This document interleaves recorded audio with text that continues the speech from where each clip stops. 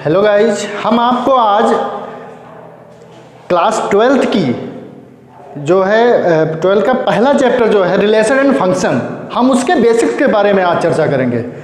आज से हम अपनी क्लास को शुरू कर रहे हैं, तो सबसे पहला जो चैप्टर है रिलेशन एंड फंक्शन, हम उसके बेसिक्स के बारे में चर्चा करेंगे आज। तो हम क्लास 12th का जो पहला चैप्टर है,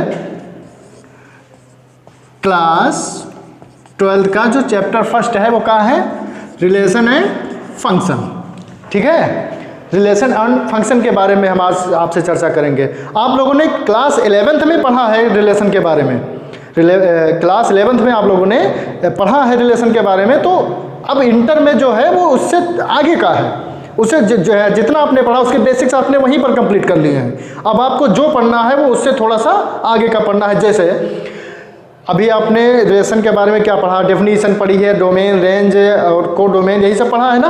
अब इससे आगे उसके टाइप्स पढ़ना है, आपको रिलेशन के टाइप्स पढ़ना है। इंटर में आपको जो पढ़ना है वो रिलेशन के टाइप्स पढ़ना है। तो उससे पहले हम आपको थोड़ी से मतलब ले चलते हैं क्लास 11th की ओर, उसकी थोड़ी सी डेफिनेशन के बारे में चर्चा करते हैं, उसके बाद आते हैं अपने टॉपिक पर। ठीक बेटा, तो चलिए सबसे पहले आर जो है वो क्या है? सबसेट है किसका? ए क्रॉस बी का। ठीक बेटा, आर सबसेट है किसका? ए क्रॉस बी का। ए और बी क्या होने चाहिए? नॉन एम्प्टी सेट होने चाहिए। क्या होने चाहिए? नॉन एम्प्टी सेट होने चाहिए। ठीक बेटा, आर सबसेट है ए बी के कार्टेशियन का, जहां पर ए और बी नॉन एम्प्टी सेट होना चाहिए। तो आर इक्वल टू क्या होगा? X comma Y, X comma Y, जहां पर x बिलोंग करेगा a को और y बिलोंग करेगा किसको? b को। तब इन दोनों के बीच में जो संबंध है वो क्या होगा? x और y, यानी कि x और y को जोड़ने का काम करता है r। ठीक है, x और y को जोड़ने का काम, अब जोड़ना मतलब ऐड करना नहीं हुआ यहां पर, इस बात का ध्यान रखना कि यहां पर जोड़ने का मतलब ऐड करना नहीं हुआ। ठीक है, वो इनके बीच में उनको जोड़कर उनके संबंध बताते हैं क्या है। ठीक है, अब जैसे कि आप मान लो आर सबसेट है ए क्रॉस ए का। ठीक है, आर सबसेट है ए क्रॉस ए का, तब यहां पर आर इक्वल टू फिर वही चीज एक्स कॉमा वाई, जहां पर अब एक्स और वाई क्या करेंगे? दोनों बिलोंग करेंगे ए को। यक्स और वाई दोनों बिलोंग करेंगे किसको? ए को। उस दशा में भी रिलेशन ये हुआ। ठीक है, तो हमारा कहने का मतलब सीधा सीधा यही है कि जो हमारा आर है वो एक्स और वाई के बीच में क्या संबंध है उनको जोड़ करके बताता है। ठीक है, अब एग्जाम्पल से हम समझ लेते हैं कैसे। जैसे एक एग्जाम्पल आपको हम देते हैं, अभी आपको थोड़ा सा समझ में आएगा। जैसे ए इक्वल टू है 1 2 3 4 5। ठीक बेटा, ए इक्वल टू 1 2 3 4 5 है। इसमें आपसे कह रहा है कि आर इक्वल टू, जो कंडीशन दी गई है क्या है? R equal to A comma B. ठीक है, जहां पर ए बी किसके एलिमेंट है बेटा? ए के। ठीक है, तब कह रहा है कि B is greater than or equal to A. ये आपको कंडीशन दी गई है। अब इस संबंध को आपको इससे स्थापित करना है। ठीक है, तो आप कैसे स्थापित करोगे? देखो, तो आर इक्वल टू कह रहा है कि ए बी या तो बराबर होने चाहिए या तो बी बड़ा होना चाहिए। ऐसे का आपको चुनाव करके इसमें लिखना है। ठीक है, ऐसे जो संबंध है उनको आपको लिख देना है। तो अब इसमें आओ, देखो पहले एक का सभी से संबंध निकालो, सभी का एक से संबंध निकालो। तो सबसे पहले एक और एक दोनों बराबर हैं, है ना। तो पहला संबंध क्या हुआ? 1 कॉमा 1, पहला संबंध क्या हुआ? 1 कॉमा 1। दूसरा संबंध 1 कॉमा 2, क्योंकि बी हमारा क्या है? बड़ा होना चाहिए। तो दूसरा संबंध क्या हुआ? 1 कॉमा 2। आगे बोलो बेटा, 1 कॉमा 3। बी बड़ा होना चाहिए। ए हमारा क्या है? 1 है, और बी क्या है? बी ऐसे बड़ा चला जाएगा ना, जितने भी बी हमारा बड़ा है वो सबको लिख देना है। तो 1 कॉमा 4, फिर 1 कॉमा 5। ठीक बेटा, उसके बाद अब जो है क्या हुआ? अब फिर यहाँ पर या तो बराबर होने चाहिए, है ना। तो बराबर होने चाहिए, इसका मतलब यानी 2 कॉमा 2, 2 कॉमा 2, 2 कॉमा 2, 2 कॉमा 3, फिर क्या हुआ 2 कॉमा 4, फिर क्या हुआ 2 कॉमा 5। ठीक बेटा, अब इसके आगे का संबंध क्या होगा बोलो, 3 कॉमा 3, इसके आगे संबंध क्या होगा 3 कॉमा 3, 3 कॉमा 3, फिर क्या होगा बेटा 3 कॉमा 4, फिर क्या होगा 3 कॉमा 5, है ना। फिर आगे क्या होगा बोलो 4 कॉमा 4, 4 कॉमा 4, फिर क्या होगा 4 कॉमा 5, फिर आगे 5 कॉमा 5। समझ में आया, समझ में आया ना, कोई दिक्कत इसमें, कोई दिक्कत नहीं ना।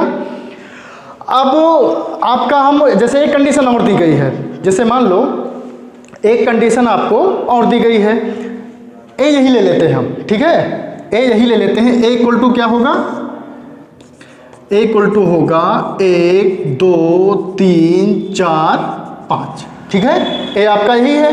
अब आपको इसमें संबंध स्थापित करने के लिए कह रहा है कि ए कॉमा बी, जहां पर ए बी बिलोंग्स टू कहाँ है, ए है, ठीक है। और संबंध क्या बनाने के लिए कह रहा है कि बी माइनस ए, बी में से ए को माइनस करिए आप, तब क्या कर इज अ इवन नंबर, ठीक है, ठीक है, बी में से ए को माइनस करिए तब एक इवन नंबर आना चाहिए। ऐसे संबंध को आपको स्थापित करना है, ठीक है।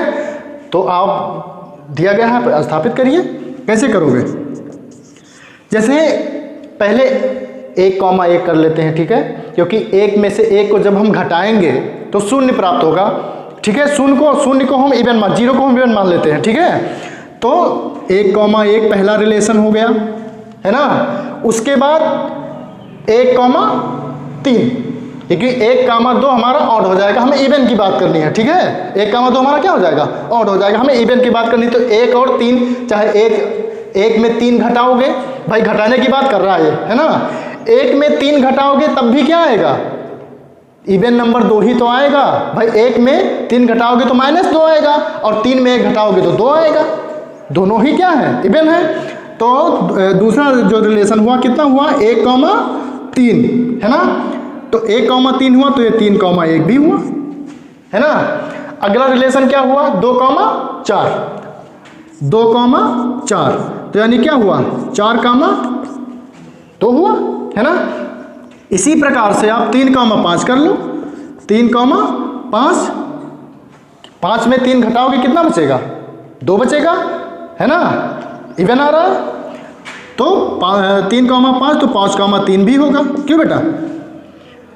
फिर आगे बोलो 5 1, है ना, यानी कितना होगा 1 कॉमा 5, तो 5 कॉमा 1 भी होगा। मतलब आपको कैसे संबंध निकाला जाता है, समझ में आया कि नहीं आया, है ना। ये आपकी बेसिक थी, 11th की थी। अब हम चलते हैं अपने मेन टॉपिक पर, टाइप्स ऑफ रिलेशन, ठीक है। अब हम चलते हैं अपने मेन टॉपिक पर, type of relation. Type of relation देखिए, अब आप अभी तक जो हमने आपको बताया वो क्या था, वो आप 11th में पढ़ चुके हैं, उसके बेसिक थोड़ा सा हम याद दिलाने की कोशिश कर रहे थे। अब चलते हैं अपने मेन टॉपिक पर, टाइप ऑफ रिलेशन, ठीक है। टाइप ऑफ रिलेशन में पहला टाइप जो होता है, जो पहला टाइप होता है वो होता है रिफ्लेक्सिव। क्या होता है, रिफ्लेक्सिव। दूसरा टाइप का होता है सिमेट्री, दूसरा टाइप का होता है सिमेट्री। और तीसरा टाइप क्या होता है, ट्रांजिटिव। क्या होता है, ट्रांजिटिव। इसको हिंदी में कहते हैं संक्रामक। क्या कहते हैं, संक्रामक। सिमेट्री को हिंदी में क्या कहते हैं, सम्मित। क्या बोलते हैं, सम्मित। रिफ्लेक्सिव को हिंदी में क्या बोलते हैं, पहला टाइप रिफ्लेक्सिव, दूसरा टाइप क्या है सिमेट्री, तीसरा टाइप है आपका ट्रांजिटिव। ट्रांजिटिव को हिंदी में संक्रामक, सिमेट्री को सम्मित और रिफ्लेक्सिव को स्वतुल्य बोलते हैं, स्वतुल्य। ठीक बेटा। अब जैसे मान लो कि रिलेशन में कुछ खास आपको दे दिया जाए संबंध की बताने के लिए तो स्वतुल्य, उसमें कुछ और खास दे दिया जाए तो सिमेट्री, उसमें कुछ और खास दे दिया जाए तो संक्रामक।